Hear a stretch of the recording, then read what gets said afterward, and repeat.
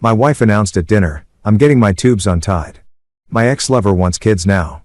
Assuming I'd raise them, I said, "Follow your heart." Then I filed for divorce and froze my assets. Her lawyer called me 2 hours after the surgery. If anyone had asked me that night how my marriage was going, I'd have said rock solid. 15 years with Clarissa, 12 married, 0 drama. Our life was the kind of suburban sitcom people pretend to envy. Decent jobs, 2 cars, a nice house with a mortgage we didn't cry over, and a vacation fund that actually existed. We didn't have kids by choice, and Clarissa was the one who made that choice sound romantic. "Let's travel. Let's live," she said back then, 5 years into marriage. And then she got her tubes tied.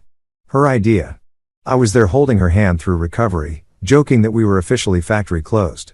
We even got takeout sushi that night and toasted to adult freedom. So yeah, I thought we were solid, which is why over spaghetti one random Thursday night, my wife dropped a bomb that made me rethink every life decision I'd ever made. "I'm getting my tubes untied," she said just like that, like she was announcing a new haircut. I laughed mid-bite, thinking I'd misheard. "Come again," she smiled, twirling her fork through the pasta like she was auditioning for a cooking show. I said, "I'm getting my tubes untied." "Why in God's carb-loaded name would you do that?" I asked. She dabbed her mouth with a napkin. "Because Trent wants kids." "Trent," I repeated, slow and suspicious. "Trent, who?" She blinked innocently. "My ex. You remember him?" Oh, I remembered him. Tall, skinny, thought his unfinished tattoo sleeve made him edgy. The kind of guy who'd call himself an entrepreneur while living in his mom's guest room. I hadn't heard that name in years. I set down my fork. "Clarissa, please tell me this is a prank." "No prank," she said cheerfully, sipping wine. "We've been talking for months. He realized he made a mistake ending things. He wants to try again and have a family with me." For a second, the world went quiet like the universe itself had hit pause to watch me implode. My brain just blue-screened. "So," I finally said, "Trent, your ex wants kids, and your solution is to undo a medical procedure you begged me to support 5 years ago." She nodded, utterly calm. "Yes, I thought you'd understand." "Oh, I understand plenty," I said. "But walk me through this insane logic. You want to have kids with Trent? Does that mean I'm supposed to help raise them? Because unless I missed a chapter, I'm still your husband." She smiled like she'd rehearsed this speech. "It doesn't have to be complicated. You make good money. And Trent's getting back on his feet. We could raise the kids together. He'd be like a fun uncle." "A fun uncle." I almost choked. "A fun uncle with DNA privileges. Perfect." I leaned back in my chair, staring at her like she'd sprouted antlers. "Clarissa, do you hear yourself? You're telling your husband that your ex wants to rejoin the program and I'm supposed to fund season 2. She frowned. "Don't be dramatic." "Sweetheart," I said slowly. "You just told me you're planning to have a baby with another man while still married to me. Drama's kind of built in." She sighed, annoyed that I wasn't clapping for her emotional evolution. "I thought you'd be supportive. You've always said you want me to be happy." "I did," I said. "But I was assuming your happiness didn't involve untying surgical knots and resurrecting Trent the unemployed." She crossed her arms. "You're being small-minded." "Small-minded? No, Clarissa. Small-minded is thinking this pasta is dinner. What you're doing is staging an emotional hostage situation." She rolled her eyes and muttered something about me not getting it. I picked up my fork again, twirled some spaghetti, and decided to go out with grace or sarcasm. "Clarissa, you should absolutely follow your heart." Her face softened instantly. "Really? Absolutely?"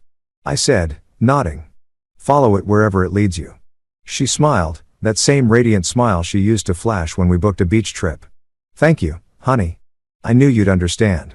"Of course," I said, standing and grabbing my plate. "But when your heart packs up and moves in with Trent, don't expect my wallet to come along." The smile vanished. "Excuse me?" "You heard me," I said, rinsing my plate in the sink. "You can follow your heart, your dreams, your nostalgia, but not on my dime." She slammed her fork down. "You're being cruel." "Cruel?" I laughed. "Clarissa, I paid for the factory shutdown. Now you're asking me to sponsor the grand reopening under new management." Her face twisted in disbelief. "You're making this ugly." "No, I'm just refusing to make it stupid," I said. For a long minute. She just stared at me, tight-lipped, stunned, maybe even embarrassed that her pasta confession hadn't gone viral for bravery. Then she said, "You know, Trent listens. He supports me." "Yeah," I said, grabbing my jacket. "Because he's unemployed. He's got plenty of time to listen. That's what happens when your workday ends before breakfast. She glared. You're jealous of what? His free time or his delusion? Her nostrils flared. You'll regret this attitude probably, I said, walking toward the door. But at least I'll be regretful and solvent. I left her there at the table, half-finished wine glass, half-eaten pasta, and a look that screamed, I didn't plan for this to backfire. I drove around for an hour just trying to make sense of it. I mean, who does that? Who wakes up one day and says, you know what would spice up my marriage? A baby with my ex-boyfriend. When I finally pulled back into the driveway, the house was dark except for the glow of the TV. Clarissa was on the couch watching some reality show about polyamory. Irony died that night. She didn't look up when I came in. I'm sleeping in the guest room, she said. Perfect.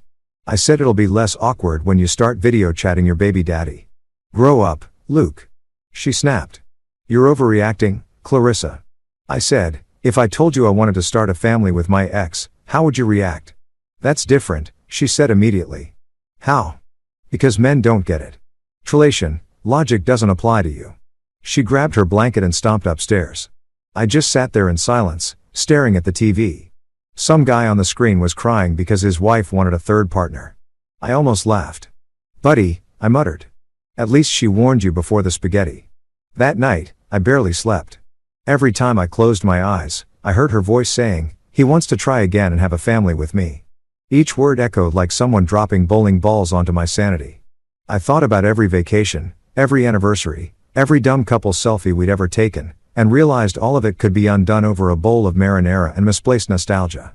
By 3 a.m., I'd made up my mind. This wasn't a midlife crisis. This was a full-blown demolition. Clarissa wasn't looking for love. She was looking for an audience. And I was done being the co-star in her soap opera.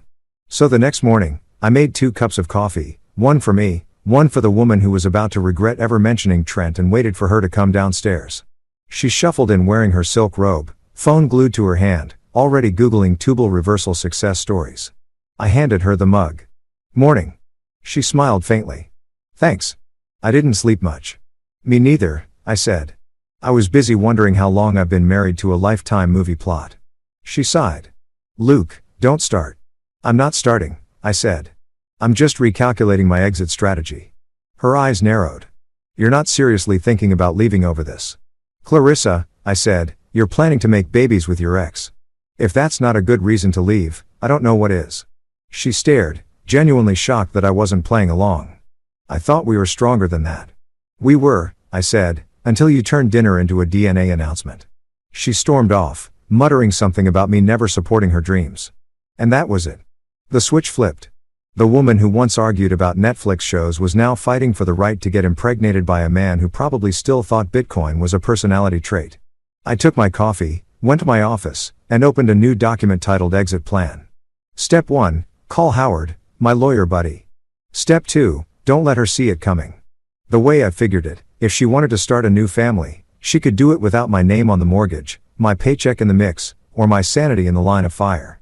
Because no matter how many Pinterest quotes she posted about following your heart, the fine print was clear. Some hearts lead straight to financial ruin. And I was done sponsoring hers. The next morning smelled like betrayal and burnt toast. Clarissa was in the kitchen, laptop open, typing away like a woman on a mission. I didn't need to look over her shoulder to know what she was doing. She was researching tubal reversal success rates. Meanwhile, I was in the living room researching something equally life-changing, divorce lawyers. The contrast was poetic. She clicked through medical forums like she was shopping for a spa package. This one says 80% success rate if the clips are removed cleanly, she announced like she'd just discovered the cure for cancer. Good for you, I said, sipping my coffee. Just make sure you find a model that accepts emotional insurance because I'm out. Clarissa didn't laugh. She was too busy taking notes. There's a private clinic in Atlanta that does it faster. $1,800 for expedited surgery. Expedited? I asked. Are you expecting a coupon for babies? She ignored me. 5 minutes later, she printed a form and slid it across the table like she was closing a business deal. They just need your signature. Payment has to be made up front. I picked up the paper, pretending to read it. So, you want me to sponsor your ex's comeback tour? Her head snapped up. It's not like that. It's a medical procedure. You're my husband. This is our journey. No, Clarissa, I said. Our journey ended when you decided to invite Trent to the after-party. She crossed her arms. It's our money, Luke. Our money doesn't cover your midlife sequel, I said. You don't see me asking you to fund a yacht so I can relive my bachelor days. Her eyes narrowed. You're being impossible. I'm being realistic, I said, standing up. If you want your tubes untied, that's your business. But don't expect me to foot the bill for a science experiment sponsored by nostalgia. She slammed the table hard enough to rattle the salt shaker. You're trying to control me, Clarissa, I said. I'm trying to control my bank account. 10 minutes later, her phone buzzed. I heard her whispering in the corner, voice rising like she was auditioning for a courtroom drama. A minute later, she marched back in, face red. Greta's on her way. Of course she is, I said. Every bad idea of yours comes with a family audience. Greta, her younger sister and self-appointed moral compass, arrived 20 minutes later in yoga pants in judgment. Luke, she said, not even greeting me. You can't refuse to pay for her medical care. She's not curing cancer, Greta. She's curing boredom, I said. You're heartless, she hissed. No, I said, I'm bro-conscious. There's a difference. Clarissa folded her arms, glaring at me like I was the villain in her Hallmark movie. I'll just use my 401k, she said. I hope you're happy. Ecstatic, I said. That's one less lawsuit to worry about. She stormed upstairs, Greta following like a backup singer in a bad music video. I could hear muffled complaining, words like selfish, toxic, and emotionally abusive being thrown around. I turned up the TV just to drown them out, which felt metaphorically accurate. Later that afternoon, my phone buzzed. It was Howard, my old college buddy turned lawyer. I texted him earlier and his response came fast. Document everything. Everything. I texted back everything. He repeated. No face-to-face fights. Keep it in writing. Crazy writes its own evidence. I grinned. Solid advice. So, I stopped talking to Clarissa directly and started texting her instead. Every wild thing she said became a legal artifact. Clarissa, 8:42 a.m. This is your fault. If you'd been more emotionally available, I wouldn't have reconnected with Trent. Me. 8:45 a.m. Noted. Emotional unavailability now officially cheaper than surgery. Clarissa. 9:12 a.m. You're punishing me for wanting happiness. Me. 9:15 a.m. Just ensuring your happiness has its own payment plan. She didn't respond after that. Probably Googled if sarcasm was admissible in court. 2 days later, she came home with a folder labeled pre-op. I was on the couch eating cereal straight from the box. Don't mind me, I said, just enjoying my last week as the irrelevant husband. She set the folder down. You're such a child. And yet, I said, I'm still more mature than the woman trying to reboot her ex with my cash. She ignored me and called someone on speaker. Hi, Janet, she said. Yes, my husband's being difficult about the payment. The name hit like nails on glass. Janet Whitfield, her friend, and worse, a divorce attorney. Janet's voice came through the phone. Professional and smug. Clarissa, if he's withholding financial access, that could be considered coercive control. I nearly choked on my cereal. Coercive control? Lady, I'm just saying no to funding the world's weirdest love triangle. Mr. Morrison, Janet said sharply. You're legally obligated to support your wife's medical needs. She's medically fine. I snapped. Her only condition is chronic poor judgment. Clarissa gasped. You're cruel and your crowdfunded chaos. I said, good luck, Janet. I hung up. 30 minutes later, my phone buzzed again.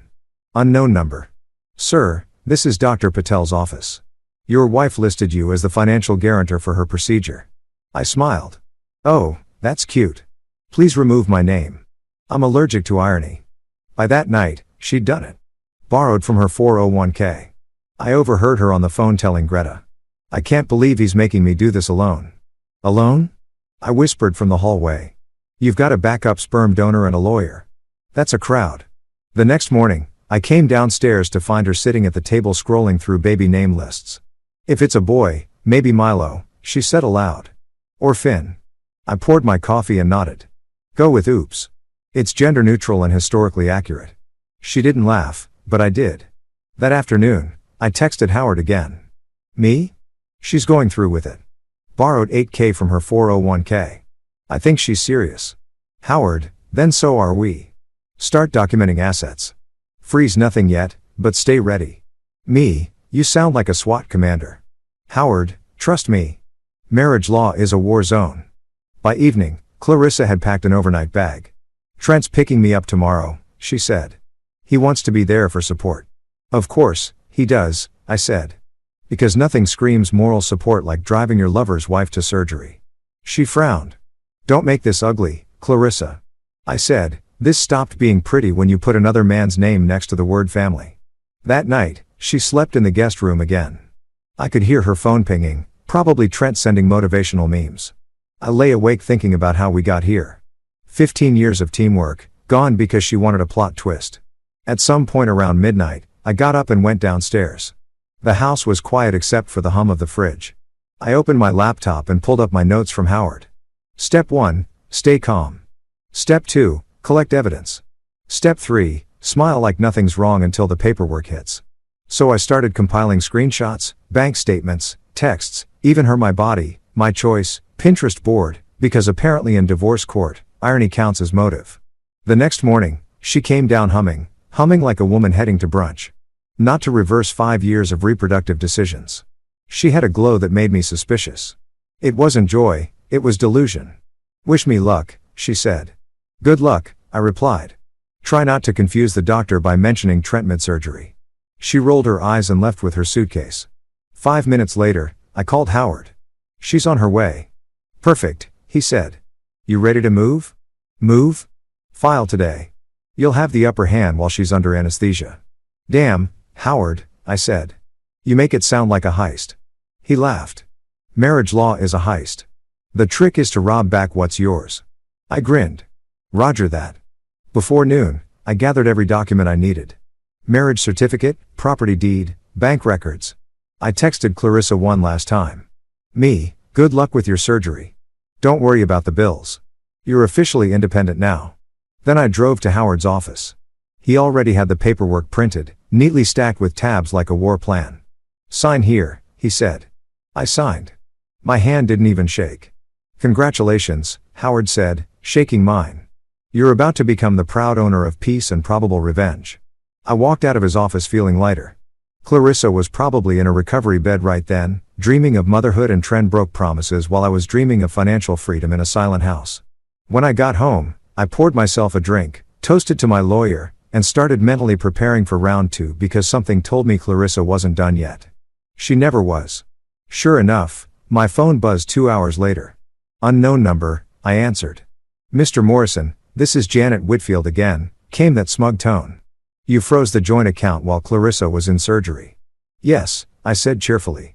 "Timing's poetic, don't you think?" "That's financial abuse," she barked. "No," I said. "That's asset protection. Google it." Then I hung up. It was the first time in weeks I'd smiled without guilt. For the first time since the spaghetti showdown, I felt in control.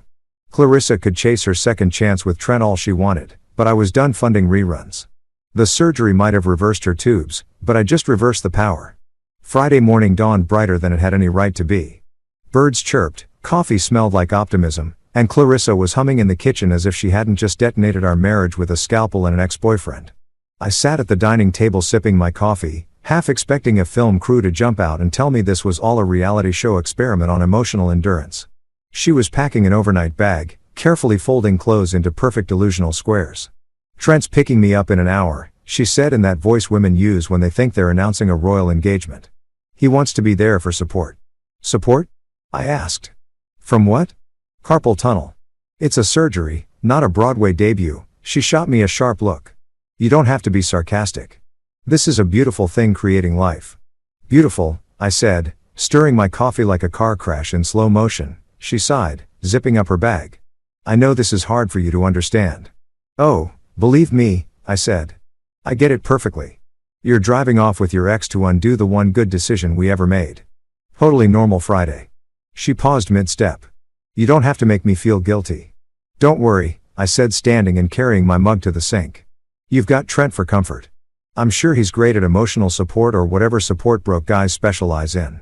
Her face wrinkled. "You always think money solves everything." "No," I said, "but in this case, it definitely solves not living with a woman trying to get pregnant for someone else." She didn't reply. Just huffed and looked at her watch like she was late for an appointment with logic. Then the honk came. A weak embarrassing sound from outside. I peeked through the blinds and saw Trent's car, A faded red sedan that looked like it ran on disappointment and hope. I waved casually. Trent waved back awkwardly. Clarissa grabbed her purse, chin held high. "You're impossible," she said. "And you're consistent," I said, smiling. "Good luck, Clarissa. Really, try not to bleed on my upholstery when you get back."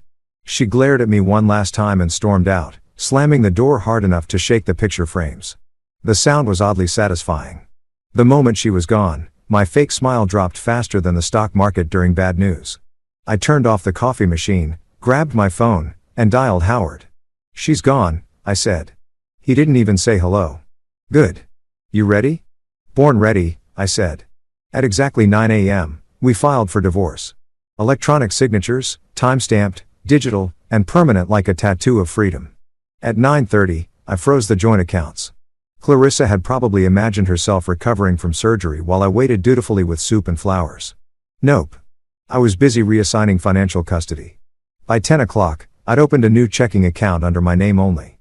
The banker, a cheerful woman named Tessa, smiled and said, "New beginnings?" "You could say that," I replied. "It's like spring cleaning, but for emotional baggage and shared credit cards." At noon, I called the insurance company and changed the beneficiary from Clarissa to my brother Kyle. The agent on the line, bless her, asked if it was for security purposes, something like that. I said, "You could say my wife's about to start a new chapter, and I prefer not to appear in the footnotes." By 2, I was feeling invincible, like I just survived an emotional hurricane, and rebuilt with sarcasm and spreadsheets. I poured myself a drink, leaned back in my chair, and admired my handiwork. Then the phone rang. "Unknown number, Mr. Morrison, speaking. This is Janet Whitfield representing your wife, Clarissa Morrison," I groaned. "Of course. Hello, Janet. Lovely to hear from you again. Have you come to confess that your client's lost her mind? Or is this just the sequel?" She ignored my tone. "Did you freeze Clarissa's accounts while she was in surgery?" "Yes," I said cheerfully. "Timing's poetic, don't you think?" "That's financial abuse," she snapped. "No," I said, "that's asset protection. You might have read about it in that thing called the law. You can't leave her without access to funds while she's vulnerable." "She wasn't vulnerable when she planned to have another man's kid on my dime." I said, "This is what we call balance. You're risking serious consequences," I chuckled. "So is she, but only one of us filed first." There was silence. Then, grudgingly, "I'll be in touch." "Looking forward to it," I said, hanging up. I stood there for a moment, feeling a strange kind of peace. For the first time in weeks, I wasn't the one reacting. I was acting. And damn, it felt good. Around 4:00 p.m., my phone buzzed again. This time it was a text from Clarissa. "Clarissa, surgery went great. Feeling sore but happy. Trent was amazing. Me? Glad to hear. I filed for divorce. Feeling free but thirsty." She didn't respond for a while, but when she did, the message was a masterpiece of denial. "Clarissa, you're being impulsive. We can still make this work. I'll be home tonight." "Me? Take your time." I changed the locks. No reply after that. Just blissful silence. That night, I cooked myself dinner. Steak, mashed potatoes, the works. I poured a glass of bourbon, turned on some jazz, and toasted to self-preservation. To me, I said aloud. And to never sponsoring delusional fertility again. Halfway through dinner, the doorbell rang. I debated ignoring it, but curiosity won. When I opened the door, a delivery driver stood there holding a bouquet of roses. "For Luke Morrison, that's me," I said, signing the receipt. The note attached read, "For forgiveness and for love reborn, Clarissa." I laughed so hard I nearly spilled my drink. "Love reborn," I muttered. "Lady, the only thing reborn is your bad decision-making." I tossed the flowers straight into the trash. The next morning, my neighbor Dave, retired, nosy, and perpetually in his robe, caught me outside. "So, the MS out of town?" he asked, pretending not to pry. "Out of her mind," I said. He chuckled. "You two always seem solid." "Yeah, well," I said. "Turns out solid was just the foundation for a disaster." "Sorry to hear that, pal." I smiled. "Don't be. I'm finally getting the house back to one occupant who knows how to pay bills and not schedule surgery with her ex." He blinked. "That's specific." "Yeah," I said, heading back inside. It's been that kind of month. By afternoon, I'd started cleaning the house. There's something therapeutic about vacuuming after emotional chaos. I gathered her things, clothes, toiletries, half-read self-help books, and piled them neatly in the guest room. I even labeled a box for the new parents. Then, I sat down, opened my laptop, and started updating passwords, email, streaming services, even the thermostat. I wasn't about to let Trent enjoy my Netflix subscription on movie night. Around 7:00 p.m., my phone buzzed again. "Howard, how'd it go?" he asked. "Smooth," I said. "Filed, froze, changed, secured." He whistled. "You work faster than my paralegals." "I work better under betrayal pressure," I said. He chuckled. "Well, keep your cool. She's going to explode when she gets home." "Oh, I'm counting on it," I said. "Let her rage. The papers are signed and the accounts are locked. The emotional part's over now, it's just math." He laughed. "That's the spirit." After I hung up, I sat in silence for a while, just listening to the hum of my empty house. It was peaceful, weirdly peaceful. No perfume clouds, no passive-aggressive sighs, no background soundtrack of You Never Listen. I realized then how much noise one person can bring into a life and how good it feels when that noise finally stops. Then around midnight, my phone pinged one more time. "Clarissa, I can't believe you do this while I was in surgery." "Me? Timing's poetic. Remember, Clarissa? I trusted you." "Me? You trusted me to pay for your ex's baby. That's on you." She didn't reply. Just sent a single broken heart emoji an hour later. I stared at it for a moment before turning off my phone. For the first time in months, I slept through the night without waking up angry or anxious. The calm had finally come. Not the kind born of peace talks or reconciliation, but the kind that follows after you detonate the bridge and watch the dust settle from the other side. And tomorrow, when she'd come home expecting sympathy and an open wallet, she'd find papers on the counter instead. Because sometimes the only way to stop the bomb is to detonate it yourself first. 3 days. That's how long it took for Clarissa to return. Sore, furious, and dramatically limping like she'd just survived a war instead of a reversible surgery. I was in the living room, feet on the coffee table, watching reruns of The Office when the front door burst open like a bad soap opera entrance. She stood there clutching her overnight bag in one hand and a bouquet of pity flowers in the other. "You froze our accounts," she shouted. "Good evening to you, too," I said, not looking away from the TV. "How's the uterus?" Her jaw dropped. "You think this is funny?" "Oh, absolutely not," I said, muting the show. "This is hilarious. You left for surgery with your ex-boyfriend, and now you're shocked that I didn't fund your romantic medical adventure. Shocking twist. You said follow your heart," she yelled, setting the flowers on the counter so violently they lost half their petals. "I did," I said, turning toward her with the calmness of a man who's already filed paperwork. "And you did." "I'm just following mine straight to the bank." She looked at me like I'd slapped her with an IRS notice. "You filed for divorce?" I smiled. "Filed, froze, secured. You know the trifecta," she stared, trembling. "You monster." "Monster," I repeated, standing up. "Clarissa, I'm not the one who decided to start a maternity project with a man who thinks an oil change is a metaphor for personal growth." She glared. "I can't believe you do this to me when I'm in pain." "Correction, I didn't do this to you," I said. "You did this to yourself with Trent's help and a scalpel." She pointed at the fridge. "My card didn't work at the clinic cafeteria. I had to borrow cash from Trent." "Good," I said, pouring myself a drink. "Consider it a test run for how life will look after this." Her face twisted with disbelief. "You're enjoying this?" "I'm enjoying clarity," I said. "It's refreshing to finally see what I married and to know I can fix it with a few legal documents and a new lock." She stomped over to me. Every step fueled by painkillers and audacity. "You'll regret this. I'll make sure everyone knows what you've done." "Perfect," I said, raising my glass. "Tell them I refuse to bankroll your fertility road trip.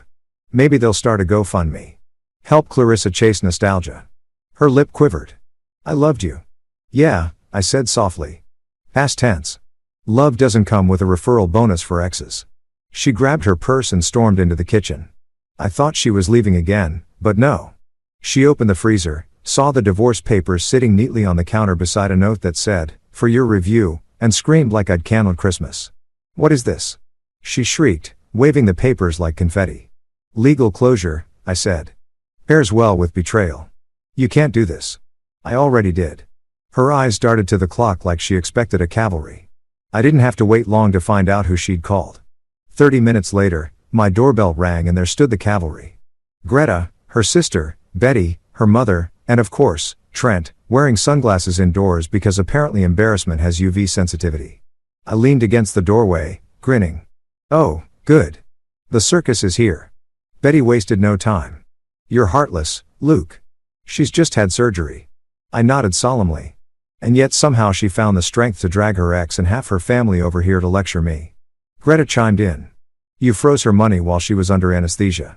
That's called financial anesthesia. I said, very effective for emotional leeches. Trent stepped forward all puffed up like a dollar store superhero. Look, man, I get this is weird. Weird? I said, Trent, you tried to rekindle romance with a married woman and let her pay for the surgery out of her retirement fund. Weird doesn't cover it. He raised his hands. I just want peace, bro.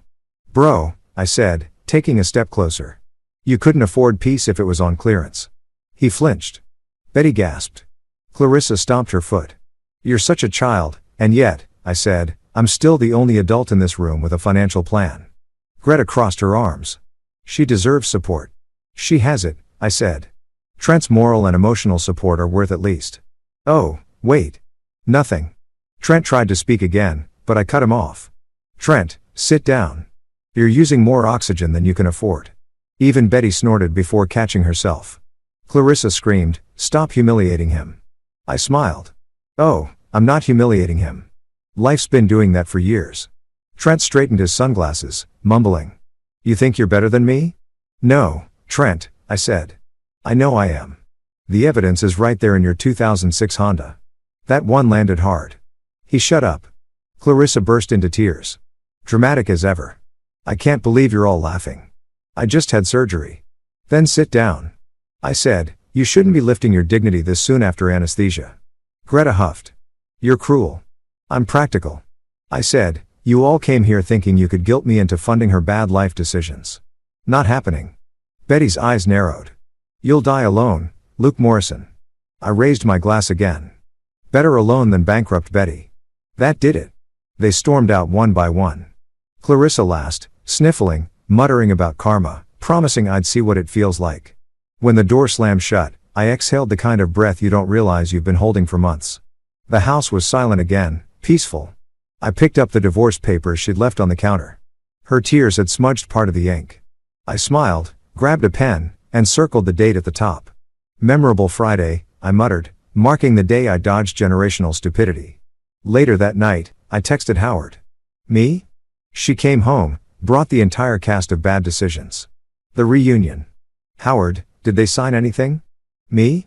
No, but I got verbal confirmation that Trent's broke and Betty's delusional. Howard, document it.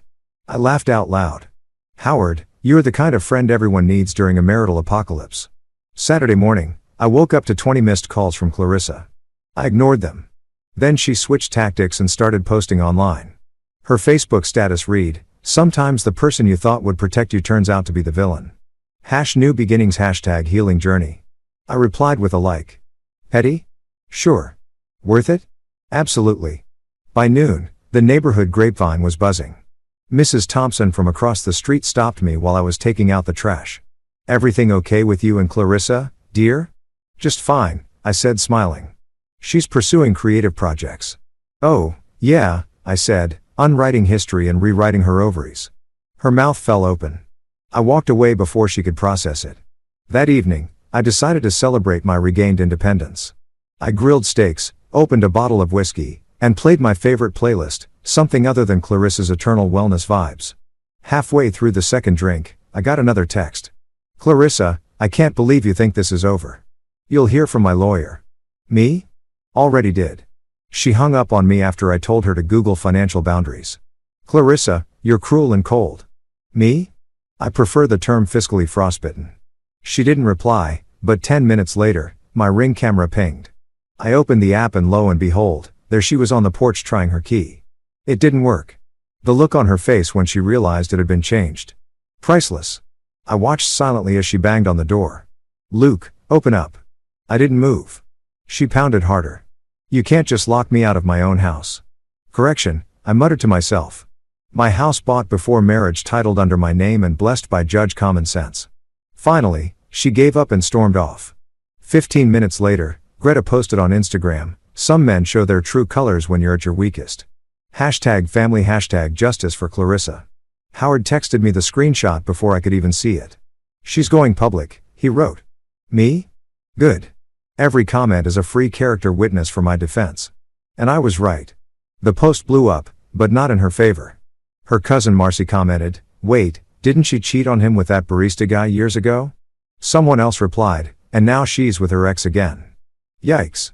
By midnight, the post was deleted. I slept like a baby. Sunday morning, I woke up to quiet sunlight, strong coffee, and the realization that the worst part was over. No more late-night arguments. No more passive-aggressive notes about the laundry. No more living with someone who thought chaos was character development. Just me, my house, and my freedom.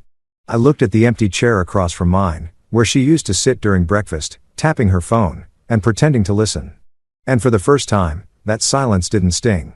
It felt earned because when Clarissa followed her heart, she thought she was chasing love. But what she didn't realize was that I'd already followed mine right out of her story. And damn, it was the best trip I ever took. Monday morning started the way all modern disasters begin, with a notification ping. I was still in bed halfway through a dream involving peace and bacon when my phone buzzed like it owed me a rant. I blinked at the screen and saw the words that strike fear into any man's heart. Clarissa Morrison has posted a new status. Great. My ex-to-be had gone public. I clicked it because of course I did. There it was. A long self-righteous paragraph framed by pastel emojis and enough hashtags to choke a marketing intern. Some men can't handle when a woman chooses her own path. #MaBodyMe choice #healing after toxicity #brave not broken. Underneath were comments from her personal fan club, mostly yoga friends, old coworkers, and that one aunt who calls everything inspirational. The comment section was a war zone of misplaced sympathy. Stay strong, sis. Flexed biceps, medium skin tone, sparkling heart. You're glowing through the pain. Men never appreciate a queen. I was about to scroll past when I saw a familiar name pop up in the thread. My friend Tony, nicknamed Teeth, because his smile could blind satellites. Teeth commented, "Didn't her path lead back to Trent the unemployed?" Faced with tears of joy, asking for a friend, I laughed so hard I spilled my coffee. It was like watching someone set off fireworks in a yoga studio. Within minutes, Clarissa deleted the post. Guess enlightenment has limits when it comes to being roasted online. By noon, I figured I was in the clear. That's when my lawyer buddy Howard called, cackling. "You've gone viral on the family law forums." He said, "What?" He sent me a screenshot. Apparently, Clarissa's divorce attorney, Janet Whitfield, had filed an emergency petition for temporary spousal support. Translation: Clarissa wanted money for a life, she torched herself. She's demanding alimony, the house, and future child support, Howard said between laughs.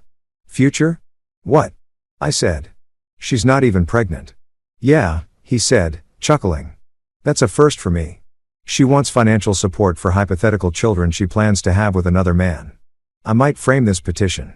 I rub my temples. Please tell me the judge will laugh her out of the courtroom. Oh, we're definitely getting a reaction, Howard said.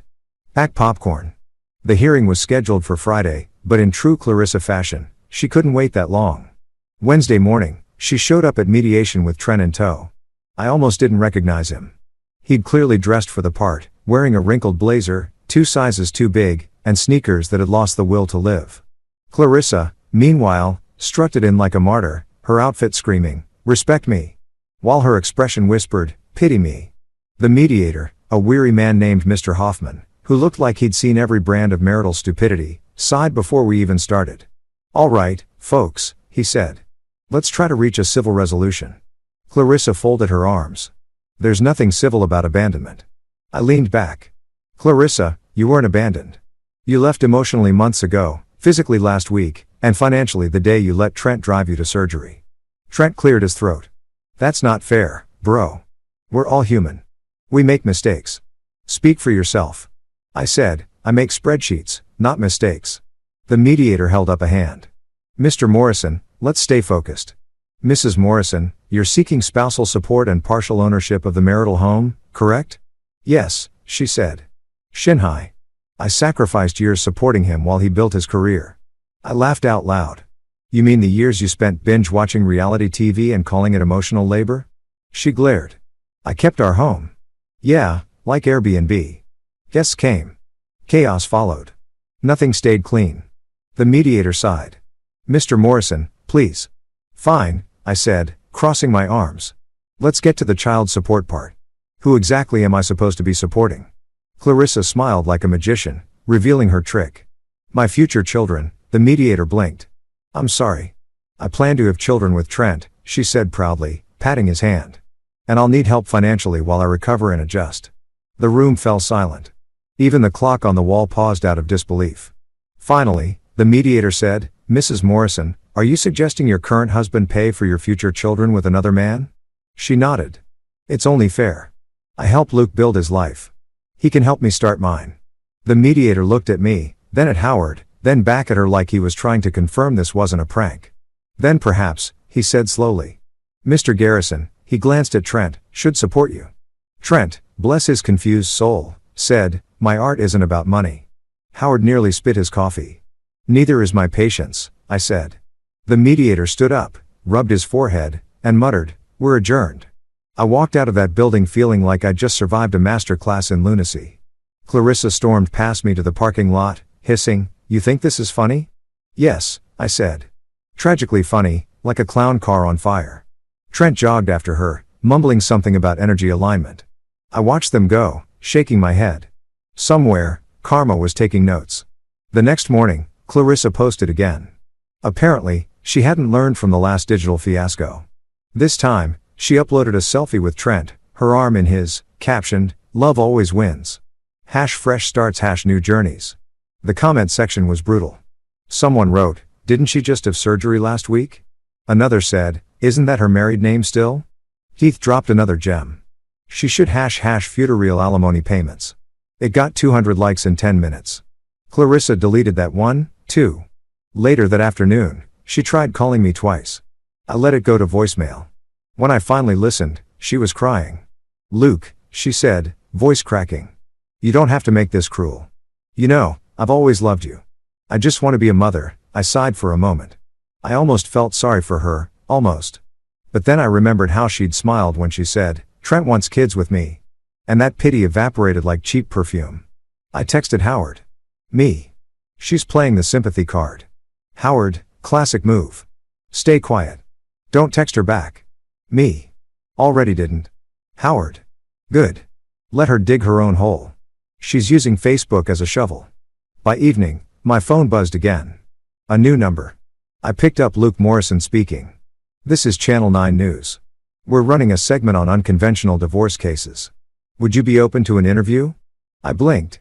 You're kidding. Not at all. The reporter said, we found the filing fascinating, especially the clause about child support for unborn children from another relationship. It's quite groundbreaking. I grinned. Groundbreaking? Sure. Like a meteor hitting a trailer park. They laughed. So, can we quote you on that? Absolutely not, I said, hanging up. Still, I couldn't help chuckling. Clarissa had wanted to go viral for empowerment. Instead, she'd become a headline for delusion. The next day, I took a walk downtown, grabbed a latte, and scrolled through my phone. My feed was peaceful. No cryptic subtweets, no dramatic photo-oots, just blissful digital silence. Then, as if summoned by irony, my phone pinged again. Message from Clarissa. Clarissa, you think you've won, but you'll regret humiliating me. Me? No humiliation needed. You did all the heavy lifting. She didn't respond. Probably drafting another #manifesto. That night, I met Howard for drinks. He raised his glass.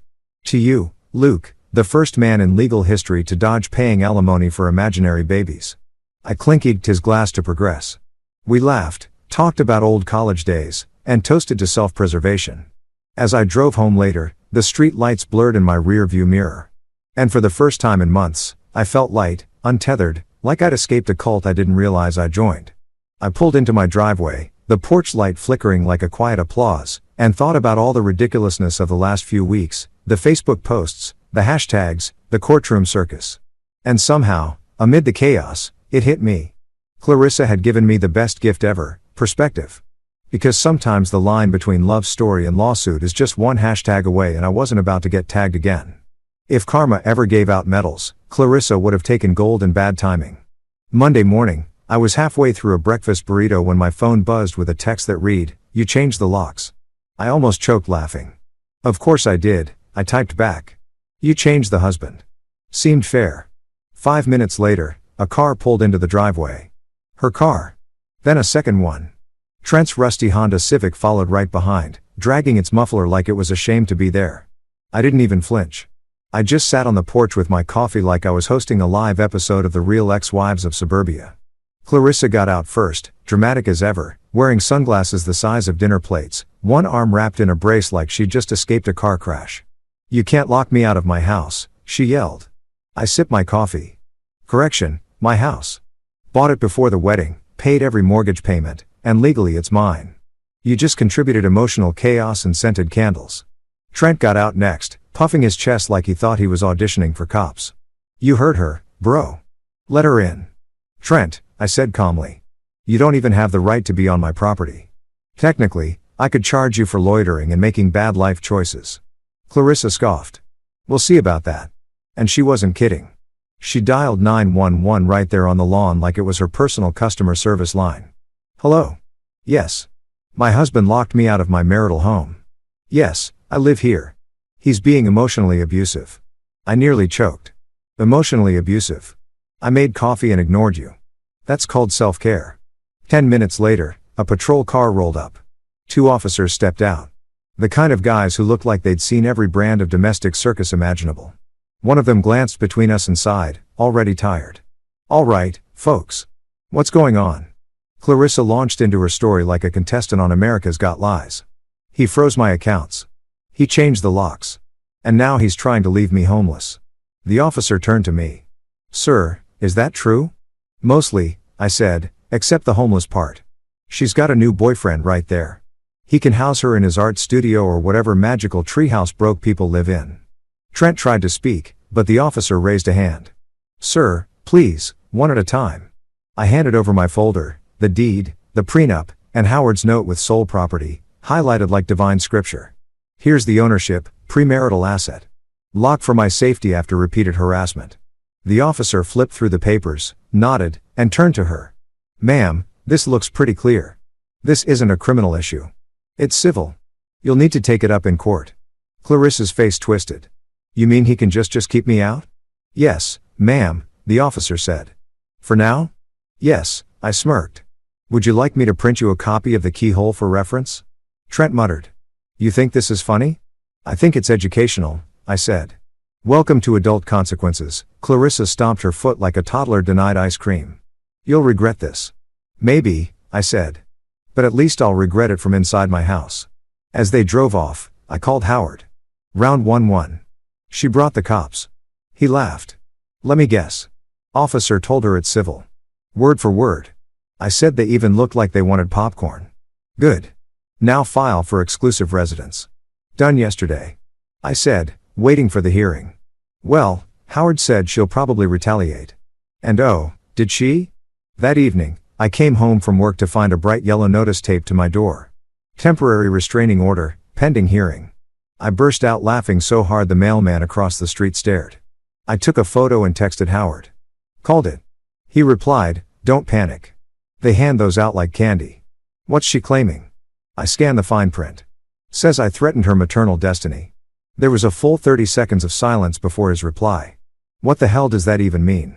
"No idea," I said. "Maybe she's trying to trademark the phrase," he sighed. "Don't worry, we'll squash it." 2 days later, we were in court. Clarissa showed up in a maternity dress. Not pregnant, just dramatic. Trent was beside her in another one of his creative professional outfits, meaning the same wrinkled blazer and paint-stained jeans. The judge, an older woman who looked like she'd rather be golfing, stared at the paperwork for a full minute before saying, "Mrs. Morrison, are you currently expecting a child?" Clarissa beamed. "Not yet, but hopefully soon." The judge blinked. "With Mr. Morrison?" Clarissa's face lit up with that tragic optimism she was famous for. "With Mr. Garrison?" The judge slowly removed her glasses. "Then you can expect elsewhere." I swear I heard Angel sing. Howard leaned over and whispered, "Game set. House." The judge continued, "Restraining order denied. Exclusive residence granted to Mr. Morrison. Mrs. Morrison, you are ordered to vacate immediately and refrain from returning until further proceedings." Clarissa gasped. "He manipulated the system." "Ma'am," the judge said flatly. "The system's fine. You're just bad at it." Even Trent winced. When the gavel hit the block, I wanted to cheer, but I didn't. I just smiled calm and smug, the smile of a man who just won the emotional Super Bowl. Outside the courthouse, Clarissa turned on me. You think you've won, but this isn't over. Oh, it's very over. I said, you can't even pick a court outfit without delusion. You wore a maternity dress to a property hearing. Trent stepped forward, trying to puff himself up again. We're building a future, man. You can't stop love. Love? I asked. Trent, you're a 38-year-old man who paints beach sunsets for Instagram likes. You can't even stop your car from leaking oil, Clarissa gasped. You're cruel. No, Clarissa, I said. I'm free. They stormed off. I took a deep breath and looked up at the courthouse steps, sunlight hitting my face like divine approval. It felt like closure, or at least halftime in a very stupid game. When I got home, I changed the locks again just for sport, then ordered a pizza. Half pepperoni, half poetic justice. I watched a movie, laughed too loud, and slept better than I had in months. The next morning, my neighbor Dave came over with his coffee mug. Heard you won in court, he said. The whole block's talking about it. Small town rumor mill works fast, I said. Clarissa was outside your house yesterday crying and yelling about fertility rights, he said, shaking his head. The mailman filmed it. He's got like 2,000 views already. I grinned. Guess I'm finally internet famous. Dave chuckled. Man, you're handling this like a champ. Dave, I said after being married to that drama tornado courtrooms feel like spas. That weekend I got an email from Howard officially yours. Deed and title reaffirmed. Case closed for now. I poured a drink, opened the blinds, and looked around my house. My house. No emotional landmines, no background sighs, no toxic optimism, just quiet. But quiet never lasts. Monday morning, there was a knock at the door. I opened it to find Trent again. This time, holding a cardboard box. What is it now? I asked. He shifted awkwardly. Clarissa wanted me to get her stuff. I raised an eyebrow. Let me guess. She's too emotionally fragile to face the locks she doesn't own, he shrugged. I don't want to get in the middle, bro. Too late, I said, and handed him a neatly packed box I'd already prepared labeled Clarissa's bad decisions. He took it, confused. What's in it? Her leftover mail, some hair products, and a few unfinished dreams. He frowned. That's messed up, man. No, I said, closing the door. That's closure. Behind the door, I heard him mumble, weird, dude. Before his car sputtered away. I laughed. Weird or not? I was winning. And every win tasted like peace. Friday morning began with the soundtrack of chaos, honking cars, distant shouting, and the unmistakable voice of my soon-to-be ex-wife yelling about rights she didn't have. I took a long sip of coffee, savoring the calm before the inevitable circus. The movers were scheduled for 8 a.m., but Clarissa apparently decided to make it a spectator event. At 7:45, the parade arrived. Her sister Greta's SUV pulled in first, followed by their mother Betty's ancient minivan. And because the universe has a dark sense of humor, Trent's sad little Civic bringing up the rear duct tape holding his bumper together like an emotional metaphor. Clarissa hopped out of the front seat, waving her hands dramatically. We're here to collect my belongings, she announced as if I were supposed to salute. I nodded. Perfect. The boxes are ready by the door. Try not to take anything that belongs to reality. Betty stepped forward, holding her purse like a shield. You can't talk to her that way. She's been through trauma. Trauma, I said, raising an eyebrow. She had elective surgery and a delusional boyfriend. She's not a war veteran. Greta gasped. You're heartless. No, I said, I'm healed. There's a difference. That's when I revealed my secret weapon. 2 off-duty cops I'd hired for the day standing on the porch sipping coffee. Officer Reynolds and Officer Jenkins. Good guys, no nonsense and definitely not in the mood for dramatics. Reynolds nodded politely. Morning, ma'am. We're just here to keep things civil. Clarissa blinked. See civil? You called the police. I shrugged. You called them last time. I figured I'd return the favor, but with snacks and supervision. Trent, ever the self-proclaimed peacemaker, stepped forward. Listen, man. Let's not make this hostile. We just want her stuff. Then let's do this quickly. I said, there's a pizza place 2 blocks down that delivers common sense. Maybe stop there on your way home. Greta rolled her eyes. We'll start with the TV. Reynolds cleared his throat. Ma'am, the TV is on the husband's property inventory. Clarissa pouted. We picked it together. Yeah, I said at Best Buy with my debit card. I even remember the day she wanted the one with the voice control because she said she was tired of pressing buttons. Funny how that became a theme in this marriage. Greta muttered. Wow. Petty, much petty. I said, no, Greta. Petty is me labeling her boxes Bad Decisions Volume 1 to 3. That got a snort from Jenkins. Even Reynolds cracked a smile. Clarissa pointed to my grandmother's antique dining set next. That's mine, too. I held up a receipt. Bought it at Grandma's estate sale with my money. But I helped pick it, she cried. So what? You also picked Trent, and I'm not claiming him. Trent started to say something, but stopped when Reynolds gave him a look that said, don't. Then came the real showdown, Clarissa's jewelry box. She lifted it like it was a trophy. These were anniversary gifts, she said triumphantly. Correct, I said. Gifts from me to you. Enjoy them. That's called closure. She blinked, confused. You're letting me keep something? Sure, I said. I'm not cruel. Besides, it's costume jewelry. I wouldn't want the pawn shop laughing at you and your boyfriend. Betty gasped. Luke Morrison, you are a vile man. Thank you, Betty, I said. I strive for consistency. Then, like a slow-motion scene in a bad movie, Trent reached for my flat-screen TV. I didn't even say a word, just nodded toward Jenkins. The cop's voice boomed. Put it down, sir. Trent froze. TV halfway off the wall mount. He looked like a toddler caught stealing cookies. I was just helping. Help by breathing less. I said. He obeyed, instantly setting it back. Clarissa whirled on me. You think you've won, don't you? Oh, I know I have, I said. You're the one moving out of a paid-off house into a borrowed apartment with a guy whose biggest investment is in vape pans. Greta muttered. You'll die alone. I smiled, probably, but surrounded by peace, good credit, and no Facebook posts with hashtags. Betty wiped fake tears. How can you be so cold? She's your wife. Correction, I said. She was my tax deduction. Big difference. Clarissa's face went red. You'll regret this when I rebuild my life. I raised my cup of coffee. Clarissa, if your life comes with a warranty, please make sure Trent reads the fine print this time.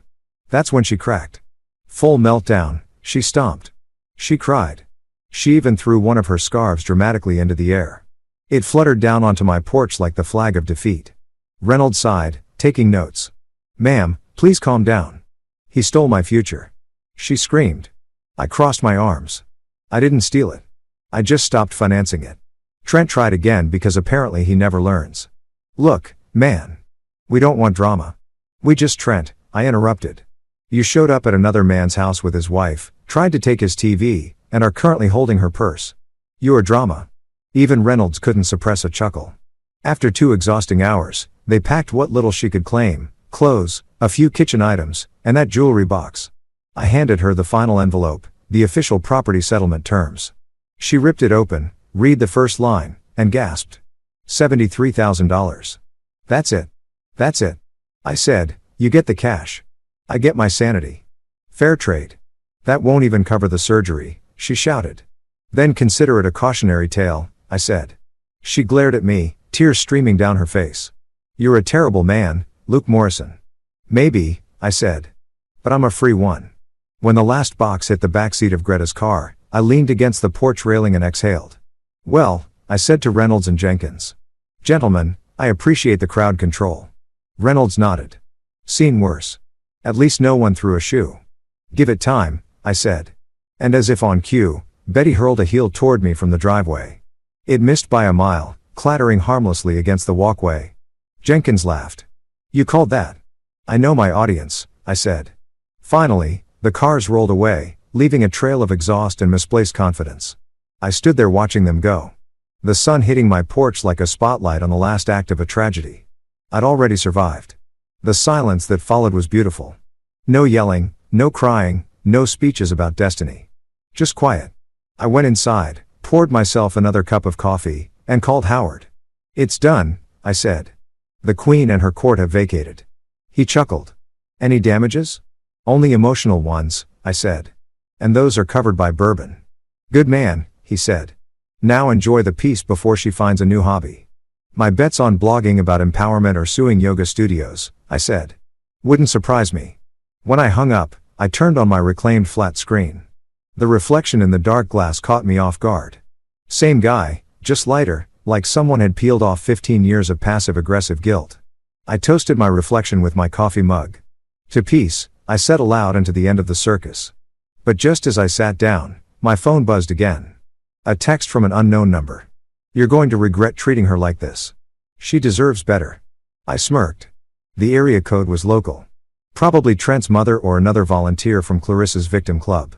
I typed back. "She does deserve better. Too bad she picked Trent." And with that, I blocked the number, silenced the phone, and turned back to my movie. For the first time in years, I watched a film from start to finish without hearing someone complain about the plot, the lighting, or how toxic masculinity ruins cinema.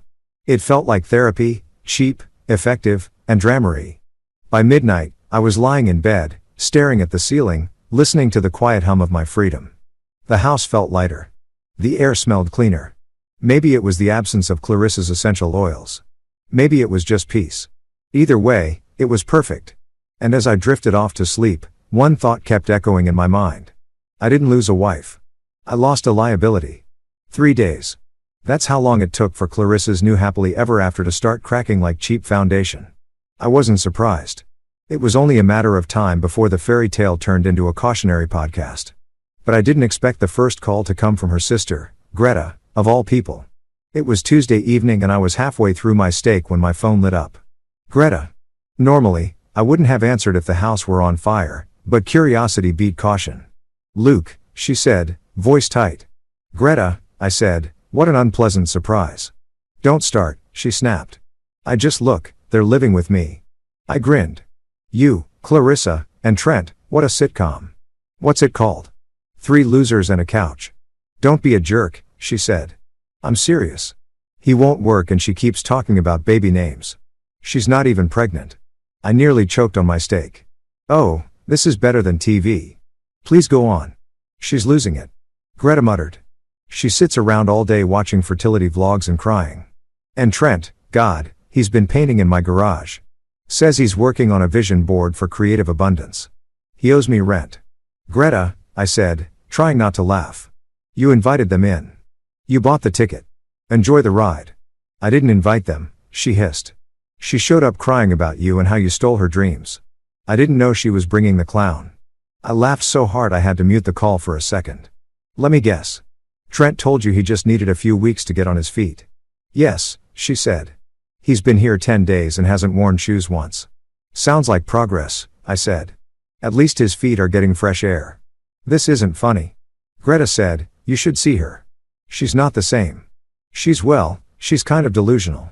I leaned back in my chair, swirling my drink. She was delusional before.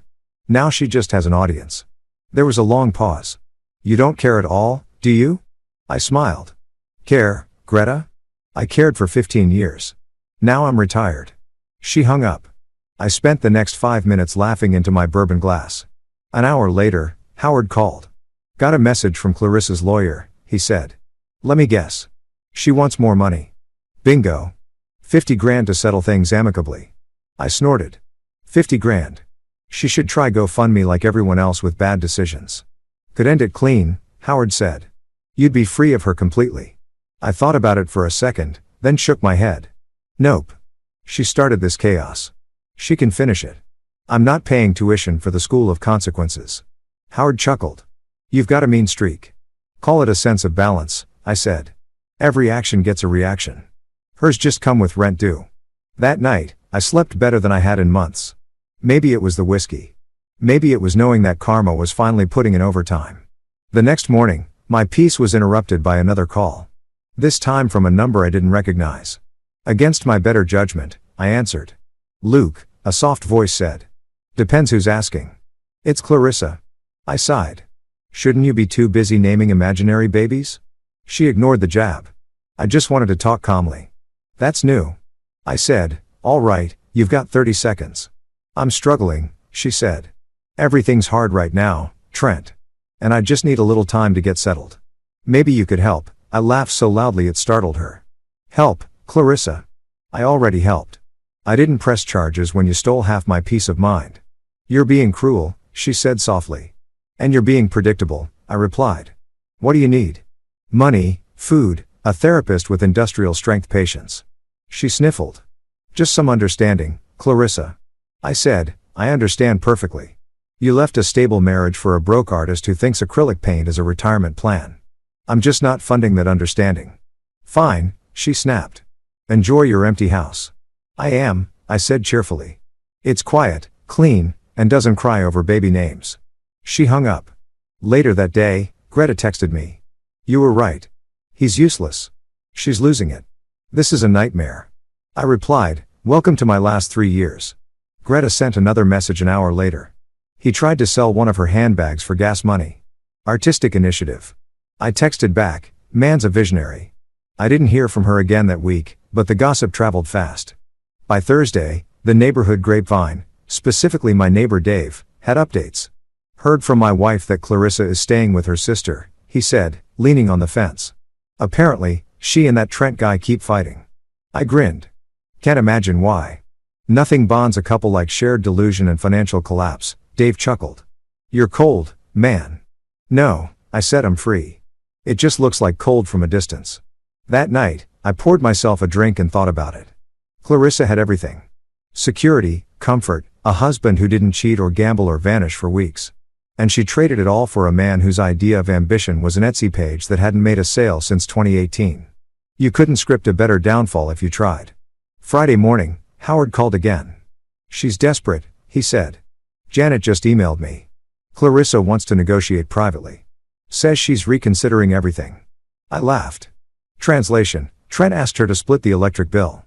Want me to schedule a meeting? Sure, I said. But tell her to bring Trent.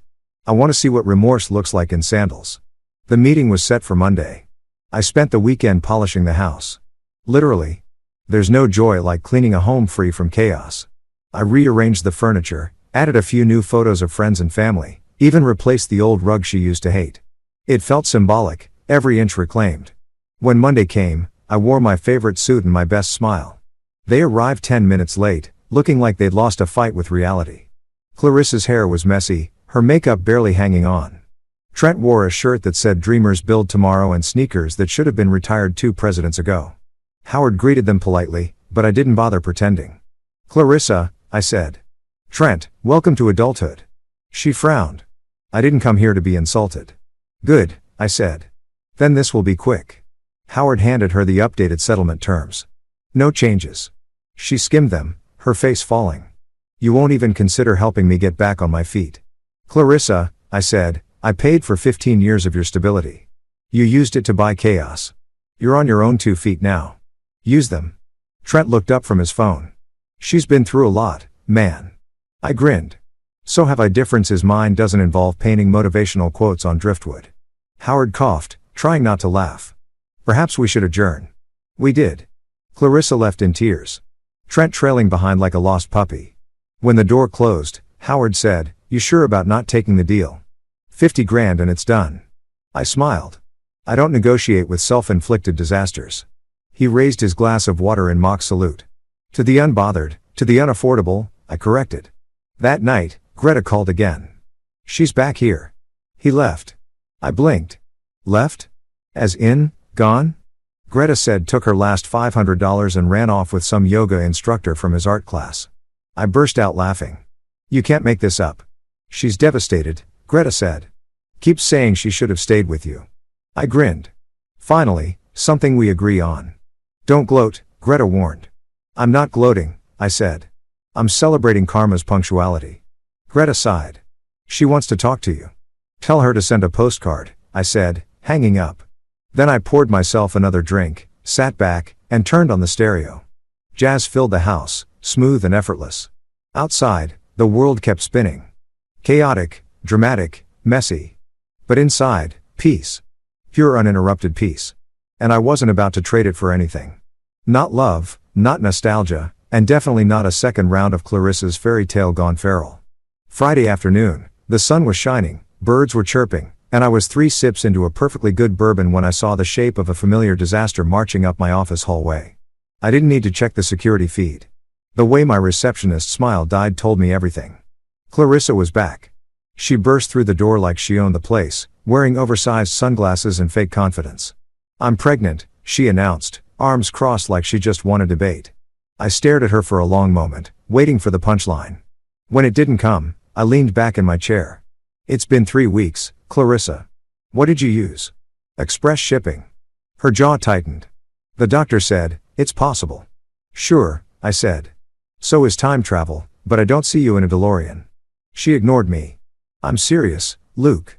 I'm pregnant and I need your help. I raised an eyebrow. Help? What kind? Emotional, financial, or comedic relief? Because I'm fresh out of the first two. She slammed her purse onto my desk. You're not funny. This is your responsibility, too. I blinked. Mine? Clarissa? We haven't been within 6 feet of each other since the great spaghetti betrayal. I'm not Jesus. I don't do immaculate conceptions. Her voice cracked. You think this is easy for me? Trent left. He couldn't handle the pressure. I smirked. Pressure of what?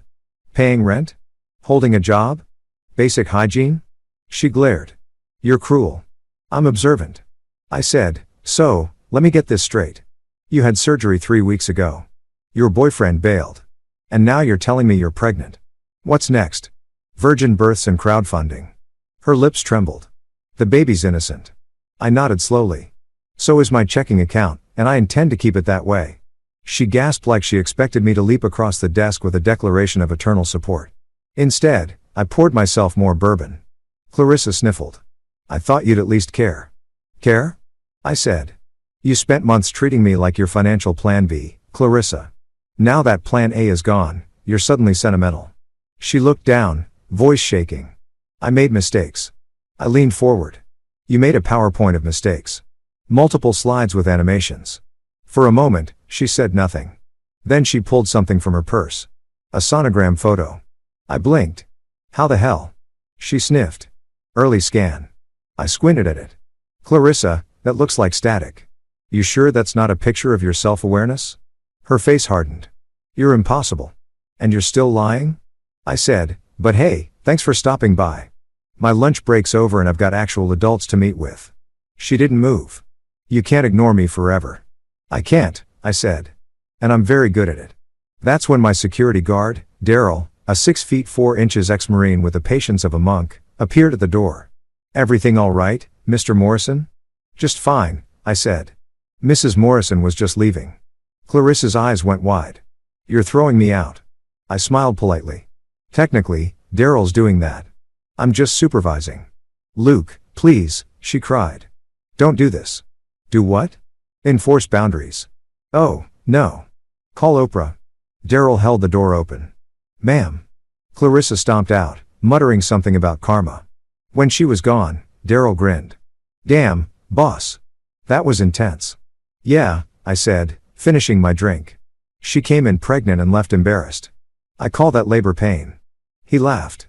You want me to block her number again? Already done, I said, tapping my phone. For the rest of the day, I tried to focus on work, but my brain kept replaying the absurdity. Pregnant? 3 weeks post-surgery? Drink on. It sounded less like a relationship and more like a limited-time scam. By evening, I was back home grilling steak on the patio when my phone buzzed again. Unknown number. Against my better judgment, I answered, Luke, it's Greta. Oh, good. I said, tell me it's about the apocalypse and not your sister. She hesitated. Clarissa is saying you humiliated her at your office. I didn't humiliate her. I said she humiliated herself by showing up with a fairy tale pregnancy and an expired soba story. Greta aside, she's not doing well. She won't stop crying. Keeps saying she's scared. I rolled my eyes of what? Reality. She needs help. She needs a time machine. Luke, Greta, listen, I said, cutting her off. I gave that woman 15 years of stability. She traded it for chaos. I'm not swooping in because she finally realized her circus doesn't have a safety net. Greta was quiet for a moment.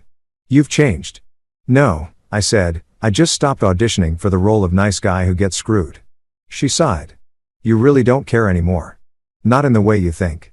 I said, I wish her peace. Preferably far, far away from me. When I hung up, I felt oddly peaceful. Maybe this was what emotional closure looked like.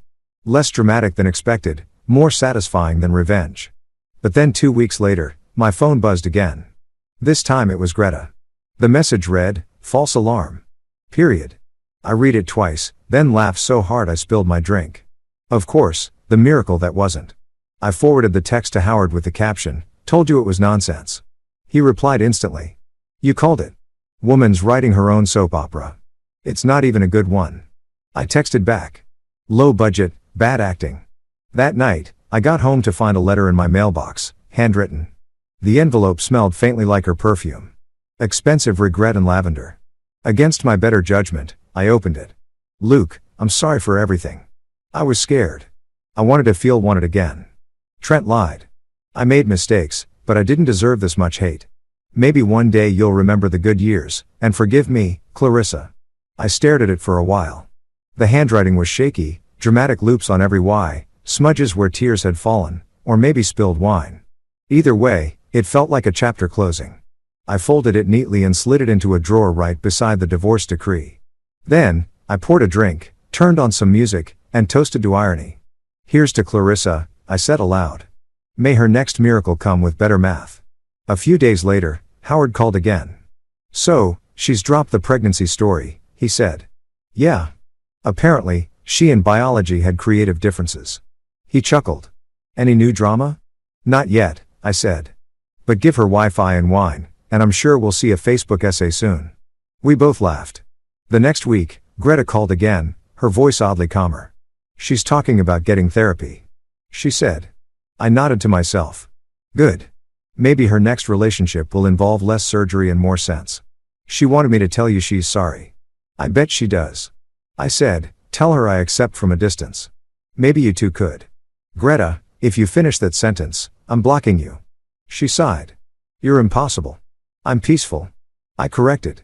Huge difference. That night, I sat on the porch, bourbon in hand, thinking about how full circle everything had come. Clarissa wanted a new beginning. She got one, just not the fairy tale she imagined. Her miracle had turned into a memo from reality. And for once, I wasn't the punchline. I wasn't angry anymore, not even bitter, just done. The kind of done that comes after a storm when all you can do is look at the wreckage, nod, and say, "Well, that happened." Maybe somewhere down the road she'd actually figure herself out. Maybe she wouldn't. Either way, it wasn't my story anymore. And as far as I was concerned, that was the real miracle. 2 months later, the dust had finally settled. The paperwork was done. The court stamps were dry, and the house no longer echoed with the ghost of Clarissa's complaints about emotional availability or spiritual alignment. What it did echo with, though, was laughter. My laughter, because every time I thought back on the absurdity of it all, I couldn't help but grin. Clarissa walked away with $73,000 and I walked away with my sanity. Honestly, I got the better deal. She thought she'd ruined me, but all she did was renovate my peace. The first morning after the divorce was finalized, I made coffee in a kitchen that finally felt mine again. No scented candles labeled empowerment. No passive-aggressive sticky notes about recycling energy. And no Trent lounging on my couch pretending existential dread counted as a hobby. Just silence, caffeine, and the faint smell of victory. My brother Kyle called that afternoon. "So it's official. You're free." "Free?" I said, pouring bourbon into my coffee just because I could. "Judge signed it. Lawyers toasted it. And the devil collected his client." Kyle laughed. "What's she up to now?" "Still chasing fertility dreams with Picasso the Broke." "Better," I said. "Trent ran off to Costa Rica with her baby fund." He coughed mid-laugh. "You're kidding." "I wish," I said. He took $5,000 and a promise of eternal love, then disappeared faster than her common sense. Kyle whistled. "And what did she do?" "Called me at 2 in the morning, I said, sobbing like a telenovela villain. "Said he left me, Luke. He took everything." Kay burst out laughing. "And what did you say?" I told her. Who could have guessed? "Oh, right, me." Then I hung up and went back to sleep. That was 2 weeks ago, and I haven't heard from her since. Well, unless you count the Christmas card she sent last night. The envelope was shiny gold with glitter that looked like it was designed to make my carpet hate me. The front said, "Thinking of better times, maybe new chances." I opened it against my better judgment.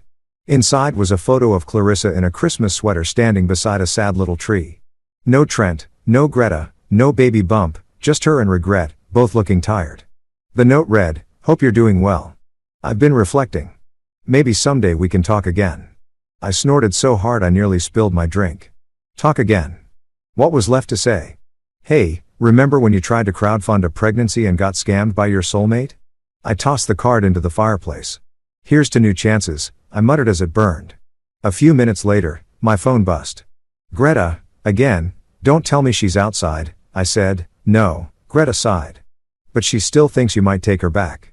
I tried telling her you've moved on, but she says you always had a soft spot for redemption stories. Yeah, I said, in movies, not in mortgages. Greta laughed quietly. She's working part-time at some yoga studio now. Keeps talking about finding herself. Well, I said, I hope she uses a map this time. There was a pause. You know, Luke, I'll give you this. You handled all of this better than most men would have. Greta, I said, after you've been called heartless, controlling, and financially abusive in 1 week. You learn to find humor in it. It's cheaper than therapy. She laughed softly. I guess that's one way to survive. Survive? I said, Greta, I'm thriving. I even got my weekends back. You know how long it's been since I had a Saturday without drama? Probably the honeymoon, she said. Exactly, I said. Now I spend my Saturdays doing what happy people do, nothing. And it's glorious. After we hung up, I poured myself another drink and went to sit on the porch. The sun was setting, gold spilling across the lawn, peace hanging in the air like a promise I'd finally kept to myself. Sometimes I still catch myself replaying moments with her. Not the fights, but the small, stupid ones. The time we tried to assemble IKEA furniture without killing each other. The night she made spaghetti and dropped the sauce, but laughed until she cried. Those moments sting, but only for a second because I remember what came next. The lies, the gaslighting, the absurdity of hearing. I'm getting my tubes untied because my ex wants kids. It's amazing how memory edits itself once you escape the fog. I used to think divorce was failure. But now I see it differently. It's not failure, it's graduation. You just don't get a cap and gown. You get silence and a stack of signed papers. A week later, I ran into someone unexpected at the grocery store. Greta again. Only this time, she wasn't calling. She was shopping, looking exhausted. You won't believe this, she said before I could even say hello. Clarissa is writing a book. I blinked. A book? She says it's a memoir about rebirth and resilience. Working title Untied. I laughed so loud people turned to stare. Tell her to put me in the acknowledgements. Maybe under financial donors. Greta grinned despite herself. You're incurable, just accurate, I said, tossing coffee beans into my cart. Hey, if she publishes it, I might buy a copy. Seriously? Yeah, I said. Be nice to see fiction get the attention it deserves. We both laughed, and for the first time since the whole fiasco began, it didn't feel bitter. It felt finished. By the time I got home, my phone buzzed again, Howard this time. Hey, my guy, he said. Heard you're officially done with the Morrison case. Done, dusted, and delivered. I said, you still drinking that overpriced whiskey? Always, he said. Let's celebrate. Drinks on me. That night, we met at our usual spot. A dim bar with terrible music and great burgers. Howard raised his glass. To freedom, to peace, I said. To women who teach us lessons we didn't ask for, he added. I grinned. And to lawyers who make sure we never pay tuition twice. We clinkied glasses, and for a few hours I forgot the chaos. Later, as I drove home, the city lights glowed against the night sky. I thought about Clarissa, about Trent, about the insanity that had taken over my life for a while. And then I smiled because none of it mattered anymore. Peace isn't loud. It doesn't announce itself with hashtags or declarations. It just shows up quietly, sits beside you, and reminds you what calm feels like. And maybe that's the punchline of it all. After years of drama, you learn that happiness isn't fireworks, it's silence. When I got home, I turned off my phone, poured one last drink, and stood in front of my window, watching the lights flicker outside. I raised my glass to the reflection of a man who'd survived ridiculousness and come out laughing. To following your heart, I said, echoing my own words from that fateful pasta night. But this time, making sure it has a brain. The bourbon burned on the way down, warm, sharp, real. The next morning, I woke up early, made pancakes, and realized I hadn't thought about Clarissa once while I flipped them. That I decided was progress. As I sat on the porch eating breakfast, a text came in from Greta. She's moving out of state. Says she needs a fresh start. I smiled. Good for her, I replied. Tell her I hope she finds what she's looking for. Preferably far away. Then I put my phone down and just listened to the birds, the breeze, the sound of my own unbothered existence. The war was over. The queen had abdicated and the jester, me, had finally found peace in the punchline.